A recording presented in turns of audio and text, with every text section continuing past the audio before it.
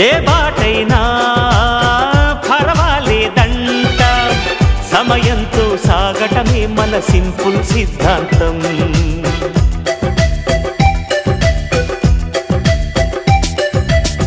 చిరుగాలికి పరిమళమిచ్చే సిరిమల్లెల వనమై ఉందాం, గగనాన్ని నేలను కలిపే హరివిల్లుల వంతెన అవుదాం.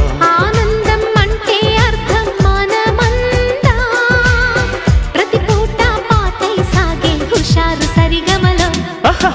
ఎన్నో ఎన్నో రాగాలుండే సంగీతం కాదా, చల్లకి నవ్వుల కేరింత.